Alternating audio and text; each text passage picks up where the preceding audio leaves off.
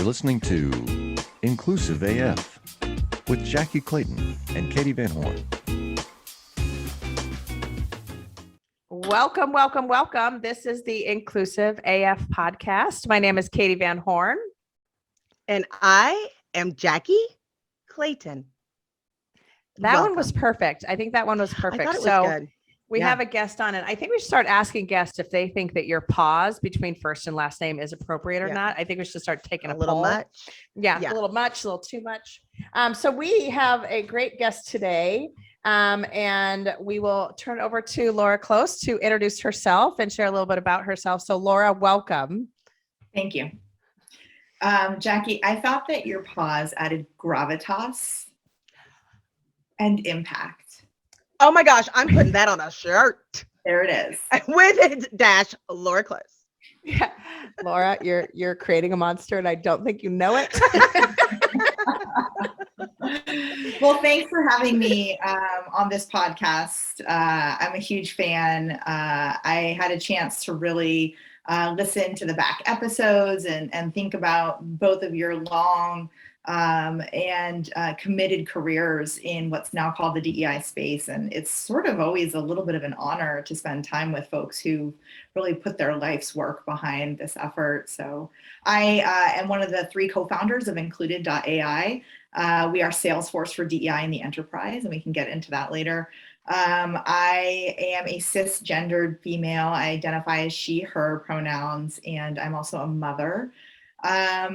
I am straight, but I came up through radical queer community. It was a huge influence on my trajectory.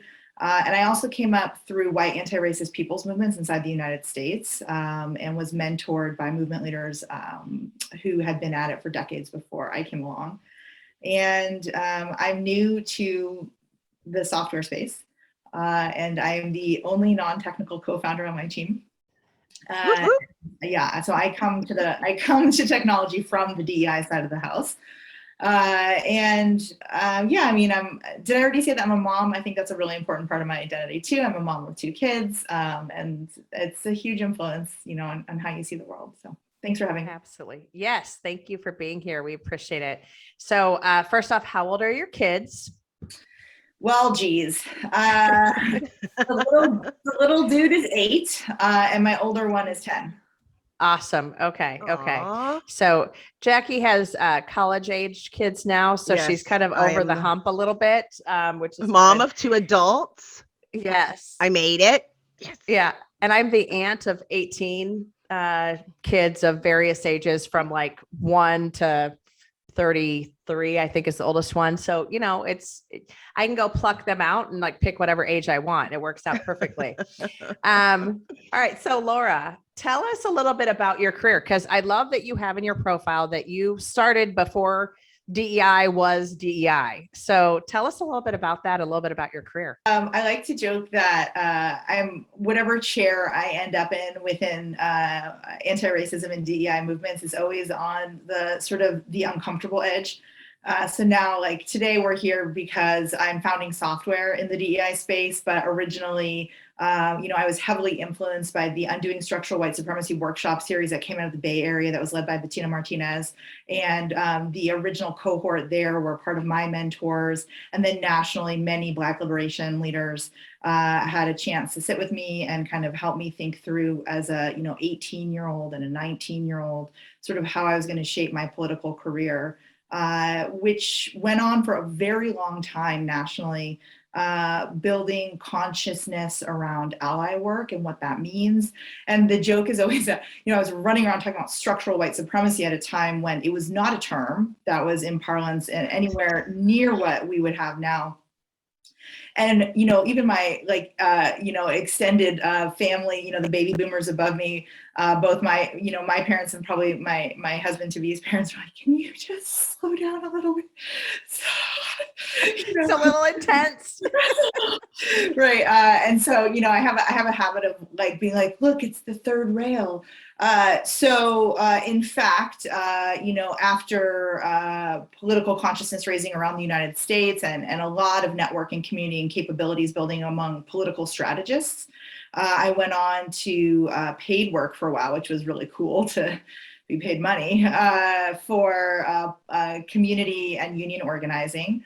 At which point I worked on campaigns that were organized. They were very innovative campaigns that were organized around welfare affiliated workforce, which is a whole different conversation we can get into another time. But it took me to every single part of the state of Oregon where I was located at the time, both the eastern outskirts close to Idaho, as well as the heart of downtown Portland, Oregon, so forth and so on, really thinking critically about disproportionately female welfare identified workforces and what it would really mean to build leadership among women of color in those populations, to access voice and vote, to raise pay and to get healthcare for those populations.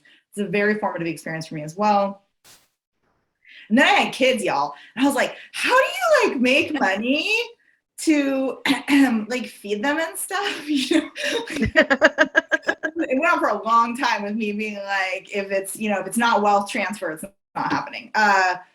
And so I had a big think, and I founded an executive coaching practice in Seattle because I discovered sort of through trial and error that political campaign strategy is directly reproducible into a career coaching framework. Influencing, tactics, campaign, the whole 9 yards. And it's been a very successful practice. I stepped back. So I'm now just in an oversight role over the business. I still own it. It's called Close Cohen. It's here in Seattle, Washington. And I've had this amazing journey in the last 18 months of founding DEI tech, very analytics forward, sophisticated data capabilities. And the last thing I'll say here is that, we've met with hundreds of DEI leaders in the enterprise, chief people officers, people who are passionate about diversity. And it feels like when I was 19, it feels like going around the country and meeting the movement leaders, but they're in the enterprise. And it's a really cool and powerful feeling. It is. love it. That is, it's so inspirational. We're getting ready about to have Black History Month. And can I tell y'all something? Yeah. That it's related, I Always. promise. So like my whole life, like we've been doing this work, especially about like in the recruiting space and talent acquisition. And I've worked with corporations and as an advisory piece of telling them like, okay, this is what should happen. This is the format. And usually they're like, oh yeah, I'll do that part, but not that other one, not really interested or whatever. Or can we do it in stage, how it's broken down. And I have to tell you, it blows my mind that I'm at a company and I'm like, yeah, so figured we'd do some movie watching together as an organization, starting with Unapologetic about 2 Black queer women in Chicago during the death of, with the protests. Mm-hmm. I'm like, pause. Like I was waiting. Like I had already practiced this in my head, probably since I was 12 years old. No, that's not going to work. We can't do that. Too many people. Are you sure? People are going to get upset. And none of that happened. Right? It's like, is this really happening? I think it's happening, right? Like the hair stood up. I mean, we are seeing more. We're not there yet, but I'm getting more yeses than nos. Has that been your experience as you've been talking to people? I mean, the desire right now that we're fielding at Included.AI, I mean, I can't reveal the totality of what's happening on our side, but like, some of the highest placed corporate leaders in the United States have been like, hey, I need my diversity data immediately. And I also need to know how to model it and how to measure it. And we're like, okay, yeah, we got you. I mean, the hunger for precision is how I would answer your question, right? The willingness to know the real story is at an all-time high. Which is amazing. And I think it's so interesting because, we're having different folks on, and data is like the red thread, I feel like, for so many of these conversations that people, like you just said, are hungry for. What is our data and what does it mean? Or how should we analyze it and interpret it? And I think it's just interesting because you're right. Like that has never been a conversation before. It's like, oh, hey, HR, go do that D&I thing and let us know if everyone liked the party we threw for Black History Month. And you're like, right. That's not what this is. So No. I love that, data is something, as you are saying, that, folks are reaching out and people in powerful positions are asking, how do we think about this? That's awesome. Yeah, it's an incredible moment. I mean, I feel like I would only be telling you things you already know. The consensus is it's a fever pitch right now in terms of we just need to know the truth so we can action on it. And that's really the solution that we brought to market. That's awesome. Yeah. And so I want to kind of jump back to something you mentioned earlier, the structural white supremacy. So I want you to tell our listeners, what does that mean? What does that, like, as they are thinking about this? Because a lot of the folks that are listening are in HR or are recruiters or are in this space. So would love for you to share a little bit about structural white supremacy. Let's just take a moment of silence for the spirit of bell hooks to support me through this moment. I have not done this since I was 19. So we've got you. We're here for you. We're good. Woosa. So, I mean, all up, the concept is that, in any society, there are structures. There's the legal institutions, there are institutions of learning, there are institutions of work and socializing. Everything has an institutional component within our society, right? The ways that we conduct our experiences, and woven into assumptions at the core of all of these institutions are assumptions of supremacy of certain groups and populations, and whiteness is a part of those sets of assumptions. Also, there's been a very famous dialogue inside the United States about the assumption of men as more valuable. And we can see this, for example, in the founding documents of the United States about who got to even be a voter at the origin points of the nation. And when we roll forward to current modern days, we talk about biases in the hiring process, right, within the private sector, right? The assumption of who makes a good engineer, right? The assumption of what kinds of physical abilities are required in order to conduct a job, right? So when we talk about our differently abled populations, right, so forth and so on. So when we talk about white supremacy, we're talking about the assumptions that are baked into how things are conducted and executed throughout society and all the institutions, that whiteness is the preferred modality for all things to occur. How did I do, guys? It's been a long time. That was phenomenal. That was very, very good. That was yes. brilliant. And the reason why I asked that question very purposefully, because I think this is, this is kind of at the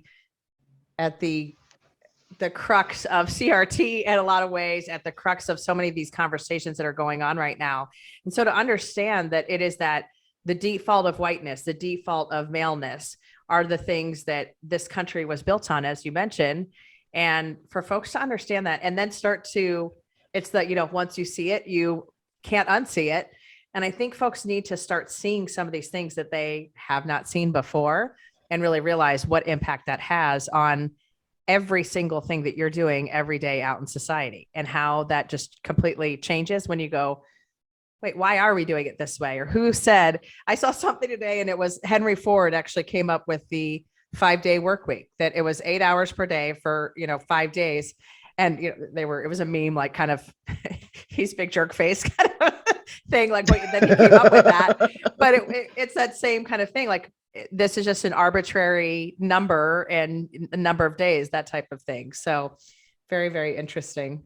So tell us a little bit about the technology that you're building and kind of why you built it. What does it do for customers? Can I bridge off of what you just said? Because of course. Yeah. You said like conversation for, I was like having a whole thought. Yeah. While we were talking. So, since I got involved, right. So, I'm limited by my entire, actual lifespan, but since I got involved in movement building, it's been a discussion about consciousness raising fundamentally, right? Whether you're thinking essentially the right thoughts and whether you're using essentially the right words, right? And what I am so thrilled about with the advent of DEI technology is the ability to know our numbers and to tell our story in data, regardless of what people think or say or believe, right? The leaders who mentored me, this was a long time ago, were saying, measure what matters in their own words, right? Now we have business lit frameworks around it. And they also, another framework that was, relayed to me was like, the numbers will tell our story. Just go get them, right? We couldn't get them. We're like, let's go to the courthouse and like go through the paper files and see if we can find census records to talk about demographic. I have a paper cut, right? And so like at this day and stage, what we have is an HR tech stack inside the private sector that was never built to tell the demographic story. That was never built to deliver real-time, sophisticated predictive analytics that let DEI leaders really succeed in their role, right? And so what we're seeing now is engineers who were busy, they were busy building iPhones and Teslas. We're like, hey, this space looks good. And I'm like, let me tell you the story. Let me tell you the story behind the founding of Included. So I, was coaching chief executive officers, and one of them was in my practice as a CTO, thinking about his career path, who's now my co-founder, Raghu. And he's like, you know what I'm interested in? DEI. And I was like, oh, friend. How to say. And so, having great technological minds say, I'm a people data expert, right? Or I'm an analytics expert, right? Or I'm an AI expert. Let's do this together and join hands. And so Included.AI is Salesforce for DEI. So we knit together the business units with continuous real-time rich demographic insights, so that just like in sales, you would never miss an opportunity to track a customer, to locate a customer, to engage them. You always know what's happening so that you can nurture the relationship and drive revenue outcomes all up for the company. With Included.AI, you never miss an opportunity to know where your diverse candidates are, to court them, to bring them in, right, to measure at all times how that relationship is going, to see their experience for the entire hiring funnel. Right now, we deliver solutions at the talent acquisition stage of the employee life cycle. So you can always know, measure, make plans, and then execute to drive, what I predict will be breakthrough outcomes for diversity hiring in the private sector. I don't know, man. That's a lot, because I don't know how you do it, right? But I always look at the things, like, I know my background is within this space, like it is in this tech space, and in the AI space, and in technology. So I look at it and I know that there are lots of different ways of gathering the data, but I also know, being like, a Black woman, there's also ways of manipulating that data. Like, it's so important when people ask me, like, what's the biggest mistake that people make in diversity recruiting? I always say it's because they start looking for diverse candidates without looking at the underlying systems that we are talking about. And in my research, you can tell that people don't feel safe. Like, if you look at like numbers, and this is just like when you ask people to self-disclose, it's funny, not funny. Like, all you see is just like, oh, I'm white, like all the way down the board. And so it's like, how, I don't know what everybody else, like, some people don't have that self-disclosure. And I think part of it is just trust. There's trust issues. We're seeing, it's good to know, like, when you're working with a company that actually cares, that you can promote those things and people feel safer and better to be able to do that. But it's gonna take time, I think, for people to feel safe with whatever that is. Some of our customers are using, so we are delivering to our customers sort of unprecedented precision insights into their DEI data. And so they're able to turn that data around and share it out with their incoming candidate population to build trust and say, here's our numbers, here's what we're doing with our data, here's what happens when you self-disclose, it drives up our numbers. So our customers have very high disclosure rates once they start showing their data publicly. And I really believe that we are in a, DEI 3.0 moment where transparency and accountability is finally unlocked in a way that it just has never existed before. And so I've been very heavily exposed to the need to build trust as a framework for decades. And it's never going to go away, obviously. But I wonder if some of the frameworks we've been operating with through a liberation politics perspective are starting to need to reorganize themselves around the new levels of transparency and accountability that we have, right? And really, you know this because this is your space, but what we're seeing is the candidate being treated like customer. Right. And so when we talk to the customer part of the brain, which is like, of course you're going to take my data and you're going to give me amazing ads so that I can buy new jewelry on Instagram. Right. And when we talk to that part of the brain for the candidate, right, we start to change the conversation, which is like everyone, is all in on the ship because we want to take care of you differently. Right. And we're showing the progress we're making continuously. That is so clear. I thought so. This is my humble brag. It's not really humble, but it's like a full-on brag. So, get your air cigarette ready. Where it's like, I was in the Wall Street Journal, but I thought it was really weird because I'm like, I gave them this brilliant information, but all they wanted to know was you post your salaries, right? That's what they wanted to know, and we're like, yeah, and they're like, why? Oh, so people know. Thanks. Like it felt like that moment, like in Monsters Inc., when he was like, I'm on TV, and all you see is like feet, like you can't see the whole thing. It kind of felt like that moment because there's so much to this, but it's like, why is that news? And people were just, it's been a game of inches for so long, and I'm so glad that, people are looking at it and saying, oh, you can't do it by yourself. Okay, well, legislate it then. Right? Like it's like, we'll just ask the people, let's take a vote. Yeah, we want people to do this. And what has also been interesting is the response.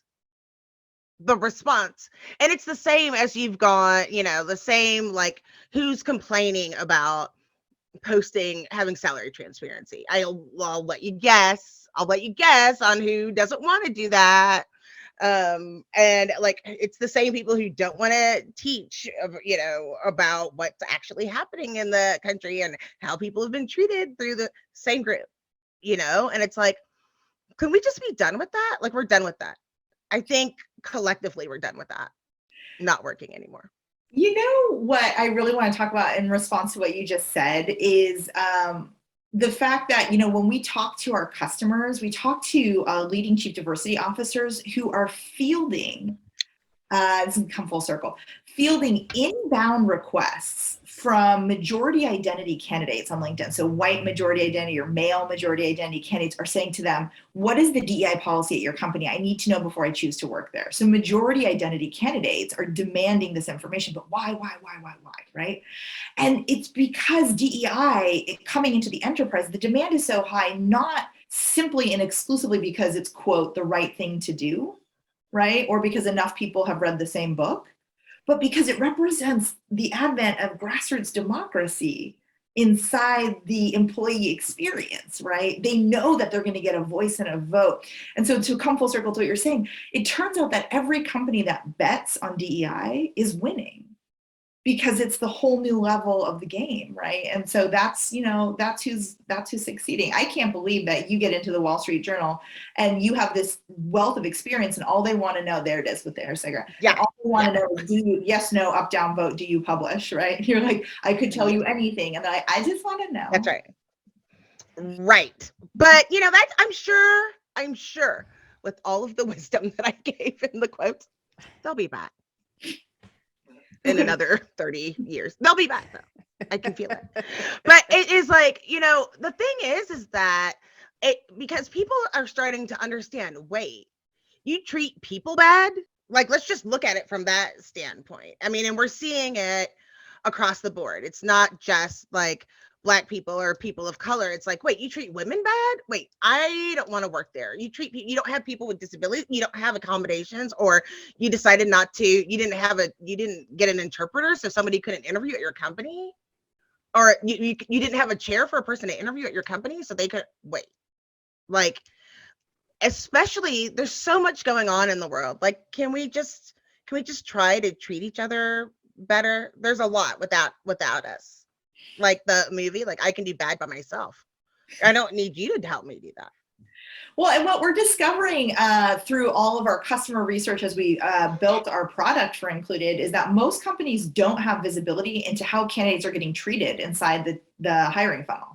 Right. So in some limited cases, some companies have access to top of the funnel data about the demographic experience of the candidates. But as you go through, like there's tons of missed opportunities, like you're saying, right, to provide an interpreter at a like one-to-one level or to refine policies and processes, because we know we can pinpoint with surgical accuracy, and that's what Included delivers, the exact point in the hiring funnel where specific demographic groups, intersectional or not, are dropping out, right? And so the ability to know precisely where those experiences are. For example, again, to use the Salesforce metaphor, we would never omit a single moment within the sales funnel to know the customer, to court them, to deliver an unparalleled experience, right? And that's what our customers are using Included for, is to know their data with that level of precision, so they never miss those opportunities. That's a piece that I think is also so critical, what you just said, just about like what are those touch points? What are those things that need to happen?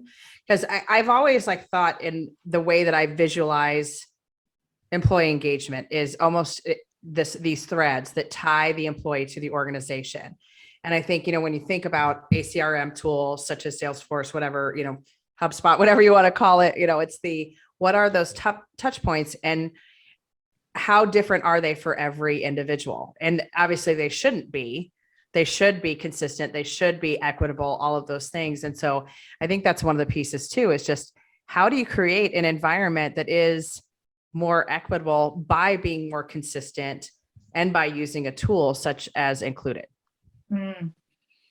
Yeah, I mean, the way our customers are doing that. So there's very few DEI best practices that have actually passed the rigor of inspection. And I say that with full humility, you guys, because I led anti-bias trainings in the early 2000s that have been proven not to work.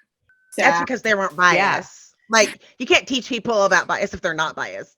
Right. I'm just saying. Yes. So yeah, fail. No bias there. Yeah. It's like a sad trombone experience for me when all the research came out. I was like, that was like a quarter of my life. Yeah.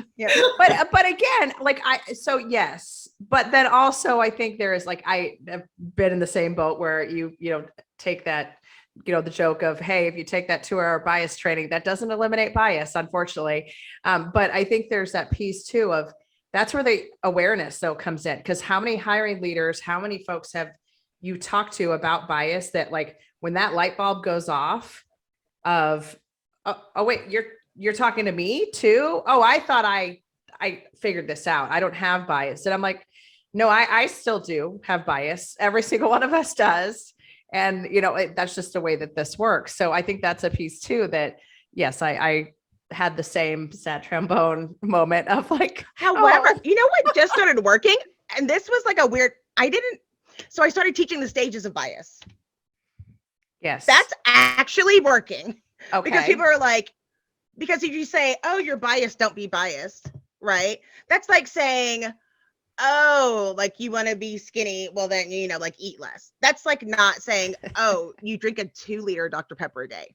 Let's start with that. Like, oh, like you seem to be carb loaded and you eat Cheetos at 2:00 in the morning. Like, you can't just say, just do this, right? So you can't just say, don't be biased, because people don't recognize, like it starts with I don't even know what bias is and I'm not biased, but my gut is telling me, I think this is an awesome candidate. And you're like, sure. Okay. So I started doing the stages with examples and I've seen some changes. Stay tuned, because it's still out there. I can't tell you. I will only know 18 months from like now if it is like stuck, but explaining those pieces. But like, yeah, we're starting, because this is the first time that people have actually let people go full stage with everything. Mm-hmm. Like beyond the ERG, like beyond the book club. Ooh, that sounds like a good name for an actual book. I was just gonna say, gosh, that's a title. Right? Like you just like right? speaking titles. I love it. Beyond I know. club. What I was going to Yeah. say is that, gosh, I wish, by the way, that the research had come out earlier so I could have saved my breath. But when I was pointing to it was like such an epic moment, But you're right. Things are the cycle of measuring DEI best practices has sped up, and thank God. Personally, my preference is that everything get measured and tested so that we can get about our business, which is the business of wealth transfer and the creation of opportunities and access. That's been my business since I was 18 years old. And my question is within the diversity hiring function, right? Or the question that we brought to market with Included is which practices have actually passed rigorous inspection for driving real diversity hiring outcomes? And the answer is very few, very, very few practices. One of them, one of them is diverse candidate slates. Another one is having a diverse loop of interviewers. Right. And it's so personally, I'm like high vibe about like stripping all the fluff out and being like, let's drive a train that stays on the tracks. Right. And so with Included's operational capabilities, right, we're able to help companies to continuously track and see the success rate of every single open rec. Is there a diverse candidate slate at the top of the funnel? Is there a diverse slate going to interview? Is there a diverse loop set up for each rec? And then, we'll engage the recruiters or the hiring managers or the correct individuals to make sure that those things are happening, right? And that's really where we're at, is the ability for the predictive analytics to know as things are unfolding what direction we're headed in, right? Just like a revenue forecast. Are we on track to succeed with our intentions here, right? And that's really what I think is so interesting, is to move from, like a spray and pray approach with tactics to just like, let's do this one thing, let's do it well, right? And I think the private sector in other ways has shown what that looks like, and we've yet to see that come to fruition in this side of the house. Yeah, I just wish we could do like a test. So because what's not being done is analytics of the recruiter to say, is this recruiter going to even send you diverse candidates once they find those candidates? We show that pre-hire. Our based on what? So our platform, I can't predict. I mean, I guess I could predict based on their historical data, but we're able to show out the impact of every hiring manager, every recruiter. Oh no. Yeah. See, I want it before they come in the door. I just want like some weird thing on LinkedIn that just flashed really quick. I mean, they don't have to show everybody, but they'll be like, like that's like, I wish I could see it walking in the door. Swipe left. It's going to be a little, yeah. That's what I need, because I mean, at some point it will just be the norm where people will have better expectations when they're held accountable to some of these numbers. Because I'm saying before you even get there, like I wish there was like a typing test to say, oh yeah, this is not going to work for our organization. Yeah. Yeah. Where's that trombone again? Yeah. So obviously the new technology, and you said it obviously is going well. What else is going on within either the coaching business or, what else are you focused on?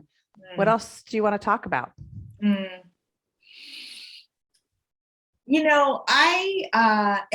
think, my primary focus right now is figuring out sort of where is the hockey puck headed with the regulatory landscape around human capital management reporting when it comes to DEI.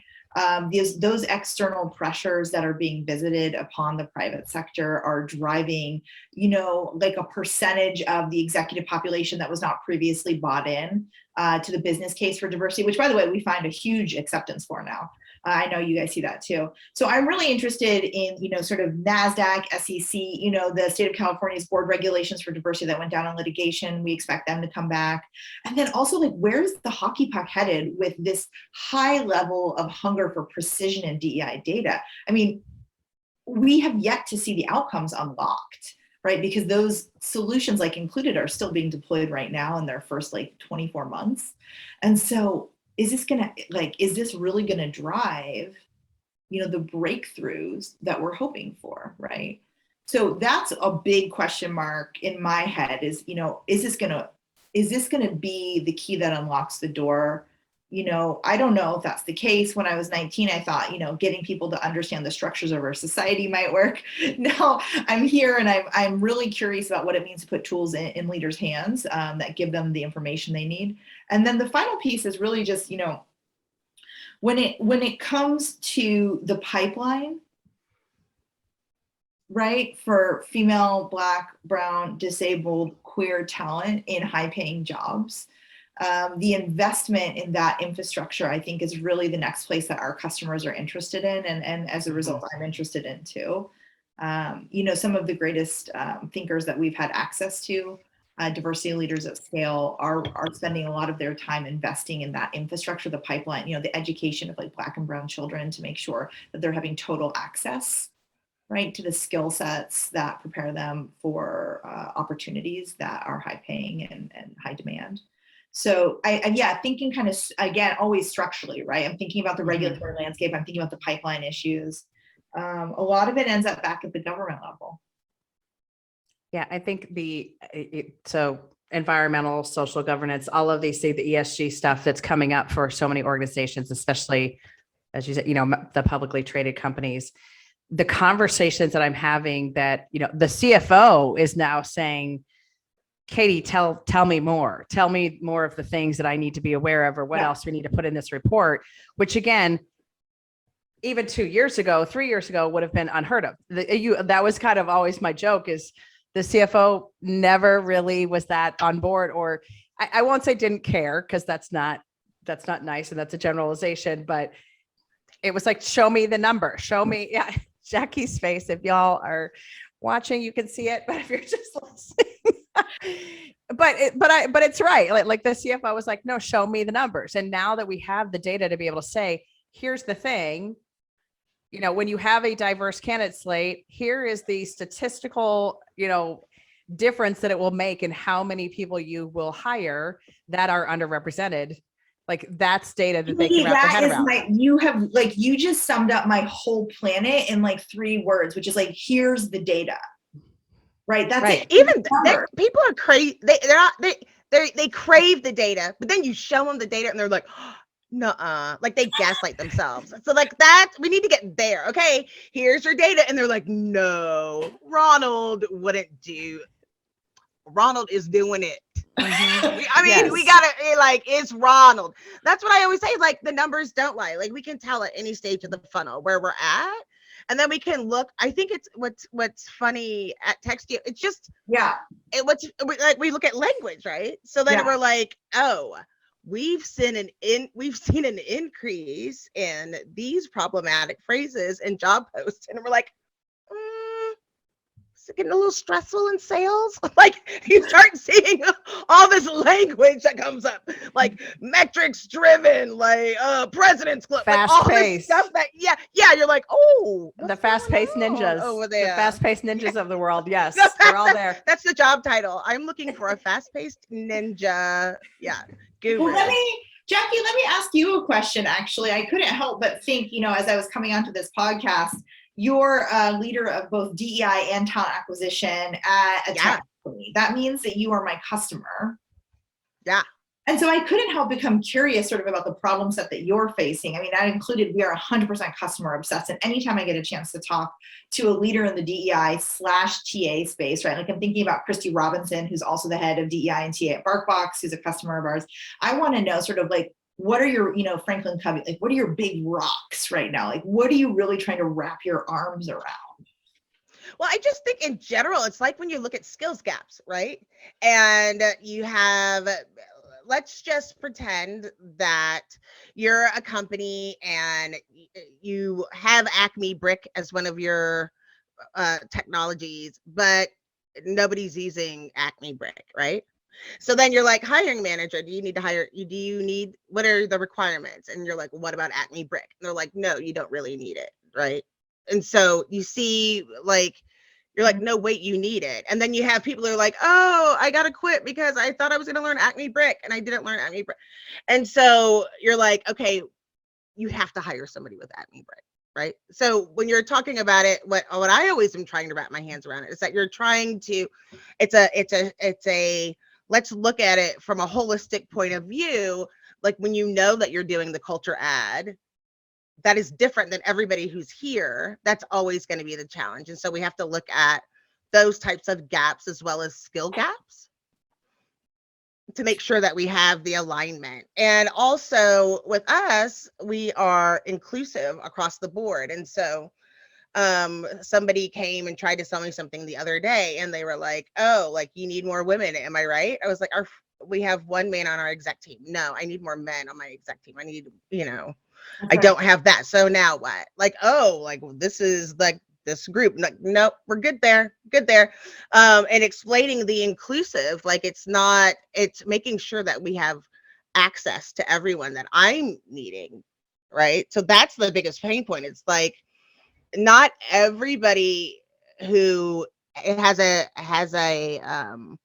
commitment to diversity and inclusion is looking just for Black and brown women, right? There's people with disabilities, there's members LGBTQ plus, there's all of these various groups, and we need to make sure that we're inclusive across the board. And so it's great at the top of the funnel, but it's like looking at every department and seeing what is working there, what's not working there. And sometimes it's like, oh, well, majority are in this time zone versus that time zone. Like, or some people have this language, we don't have anybody who speaks this language, or what are the types of things that we can do? So we have to look at it from a holistic view, and that changes on the regular as soon as somebody walks in or somebody walks out. And so keeping the pulse on that is always a challenge, and wanting to do it proactively so you can make sure that you don't miss a beat can be challenging, and looking at what's like regrettable versus non-regrettable loss of staff, like, running those things together. I was inspired. Sorry, I have a habit of overlapping speeches. I was born on the East Coast. I was inspired by what you were saying, to think about how, in the origins of what is now referred to as the DEI space, the frameworks are pretty rigid, right? Good or bad, racist or not racist, sexist or not sexist, right? And that, with DEI really taking up its home inside the private sector, it's had to incorporate agile, right? It's had to become flexible, customizable experience per set of business goals. But if you roll the tape back to, the tons and tons of workshops and trainings we all did in the last several decades, right? There was always an issue in the room of people saying, yes, I like what you're saying. I want to be a good person. And this is starting to like turn on a light bulb for me. But there's a way in which something that's very true about my life doesn't actually fit what you're saying. And then there's always that point in the workshop where you're like, I understand, and you're a real person, and your multiple identities matter. And really, like, if you blow that out to the enterprise level, right, like, it's just what you're saying, right, that the solutions we deliver, and this is true for Included as well, have to be massively customizable. So that, like, the sales department might be wanting to hire, to be stupid about it, more women, but the HR department might be wanting to hire more men, so forth and so on, right? To be able to customize the analytics to be delivered with precision to the people who need them in the way that they need them to drive results. And for me, this is very exciting. And I really had that thought about connecting the rigidity, the previous rigidity, to the new flexibility. I do think the influence of agile on DEI is fascinating. Like, I don't think we would have, like, who could have conceived of this mashup in 1998? Girl, listen, you know what I was doing in 1998? I don't even remember. I do, but it's not appropriate to discuss on a podcast. But it's like, we just, like, it is exciting that we're kind of like, you're getting a more baseline where people are starting to get the diversity part. It is the inclusion and the belonging part, and having that underlying current and moving from nice to kind is a big piece of being able to have that language, and being like, trying to develop a culture of candor is hard, because you're always going to have somebody who overshoots, right? Who's like, you're dumb and your mom's dumb. You're like, woo, close. Pull it. If you could just pull it back. And someone else is going to be like, you're pretty. Like, okay, tell me about my mom. She's pretty too. And you're like, okay, we're not getting there. So, there's just so many steps. And I think we have started to be able to push the needle and is trying to meet people where they are. And the bigger you get and the more you let this go out of control without anybody holding people accountable, the harder it is to wrangle back. Man, yes. And when we think about sort of the impact that has on retention and attrition, right? You know, we put so much effort, or at least our customers do, into you know, hiring, you know, their rock star diverse slates of candidates, right? And then keeping those folks in the enterprise. And you're like, I'm out here trying to teach people not to be rude. Right. I mean, like, there's so many moving pieces for what it means for us, you know. I mean, from a purely business perspective, I mean, that's a huge investment that companies are making, right? And locating their rock star diverse talent. And then, like, what does it mean then to invest in the employee experience internally? Is it book clubs? Is it kegs, right? Is it ping pong, right? Or is it actually troubleshooting the policies, right? I mean, like, remote work has really taught us a lot, right? It turns out that I didn't need a stuffy on my work anniversary. I needed to work from home. I want a stuffy. I want a stuffy too. You know, But I we worked love at that. remote for I too love long. that. I love that. But Yeah, that's what and then- Included does, right? Is we Mhm. say, let's examine the actual reasons. This is like, you know, radical politics 101, root cause analysis. Let's examine the actual reason that people stay or go, right? And not just scattershot, try harder. Because I think we're done trying harder, right? We want to work Mhm. smarter, we want to work faster. But by the way, I'm happy to get you guys stuffies, like, no problem. Oh, thanks. We'll be Laura. waiting. That We'll is be waiting for nice. those. No. Awesome. All right. So what we like to do to kind of wrap up each episode is to just ask the question of, what is the one thing that you want folks who are listening to take away from this conversation? What's one thing that you want to make sure they heard you say or heard us talk about? It can be two things. There's no pressure. No, it's only one, Laura. Don't even try it. Jackye does it all the time, but I'm 2022. I'm the enforcer. No, I'm just kidding. Do you want a minute to think about it? Because we'll make Jackye go first if you want. No, it's like remote work goes over stuffies. That's what I need people to say. No. Yeah. I like it. And Jackie's like, and scene, you're done. You know, I'm a huge advocate for HR, TA, and DEI leaders, and even hiring managers and business unit leaders and C-suite to demand more from their DEI data. Our expectations are so low for what we're allowed to see and know, what levels of precision and how fast, right? And so I really want to challenge everyone to demand the entire truth and to demand it instantly, just like we would in any other part of the business. Awesome. Love it.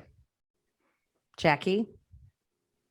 I just want people to keep going. If you feel stuck, just keep going, because I don't think we could have imagined that we were going to have this conversation. Even like in starting the podcast, I don't think we were ever going to have this conversation. Wasn't that our first podcast? Like, everyone sucks and we're diversity people and it's hard. But you know, and we need a nap. It's still hard, just different. Yeah. So We all need a nap. yeah, just keep going. I think if we all keep going, then we can get there, but it's going to take all of us. I love that. I think That's 1.5-ish. Yeah, no, I think that's good. Mine is just the whole idea of, don't just throw stuff against a wall. And yes, I know that that's something that a lot of companies are doing, but be thoughtful about it. And, I think even if you, like Laura, you mentioned, do one thing and do it really, really well to see if, like, how you can actually make a difference. And I think that's just such a critical thing to hear and have people understand. And, I'm a huge fan of diverse candidate slates.